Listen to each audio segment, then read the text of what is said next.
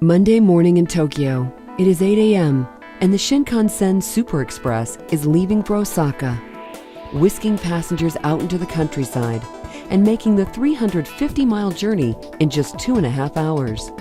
Every day, the scene is repeated for still more passengers across the globe. In France, from Paris to Bordeaux.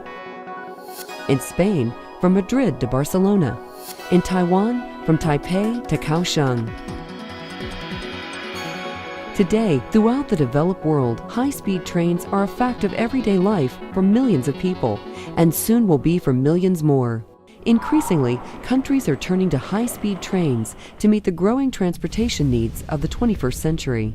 These other countries have looked at their futures and said, modern high-speed rail's got to be a part of it, and an essential part of it. Without it, we can't grow, we can't prosper, we can't build the kind of society, the kind of economy that we want.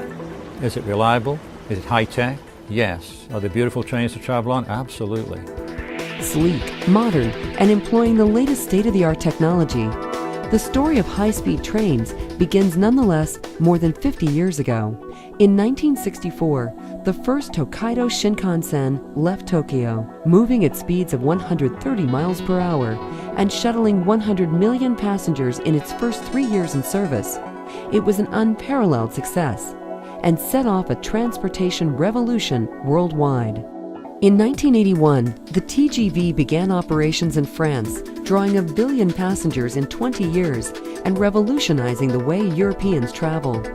Today, 12 countries throughout the world have high-speed rail systems in place, with the reach of new high-speed lines ever expanding. 8 more countries, including Mexico, Russia, and Argentina, are currently building or planning their own high-speed systems, and will soon have them up and running. No European country, certainly not Japan or many countries in Asia, these days would think of moving into the future without high-speed rail. I mean, they're all investing in it. Every European country, every part of the European community is investing heavily in what will be a first-class high-speed rail system that will connect the entire European community.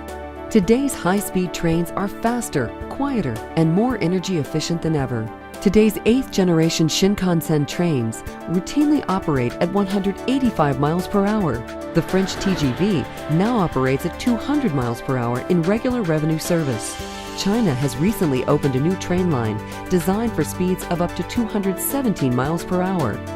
And high-speed train technology has not yet reached its limits. An operational German ICE train has reached 252 miles per hour. Test runs on Japan's Shinkansen have reached 277 miles per hour. And in 2007, an experimental French TGV train reached a world record rail speed of 357 miles per hour. Thanks to the latest improvements, it's now possible to go from downtown London to downtown Paris in 2 hours and 15 minutes. And of course, it's getting enormous ridership. For passengers, travel on high-speed trains offers unparalleled reliability, safety, and accessibility, rivaling point-to-point travel times for air travel on trips up to 500 miles, and easily outstripping travel times by automobile and conventional rail service. In the densest urban centers in the world, high-speed trains provide a complementary transportation technology that eases congestion on highways and frees capacity at increasingly crowded airports. By seamlessly integrating high-speed trains with airports and other modes of transit such as subways, light rail, buses, and commuter rail, high-speed trains offer passengers a functional transportation alternative, while at the same time promoting sustainable development patterns within existing urban cores. Clean electrically powered high-speed train technology also pays critical environmental dividends. One traveler's trip on a French TGV high-speed train produces 4 to 5 times less carbon emissions than travel over the same distance by air. Money spent today is going to go a long way in the future, and it's evidenced by the other countries that have high-speed rail. People are happier that they're getting to work on time, they're paying less for transportation costs, and they're helping the environment.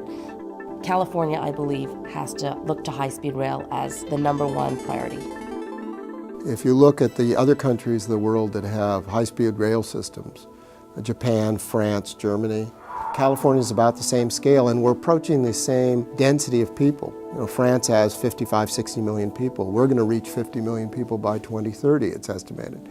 California is perfectly fitted and set up in where the major centers of population are, where the distances are, where the people need to move. San Francisco to Los Angeles, that's about 400 miles, 420 miles. Those are systems that lend themselves to high-speed rail.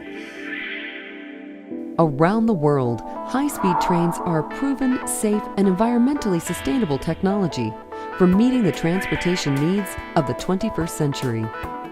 By offering a fast, frequent, and enjoyable travel alternative, high-speed trains fit in perfectly with a regional intercity transportation matrix that works.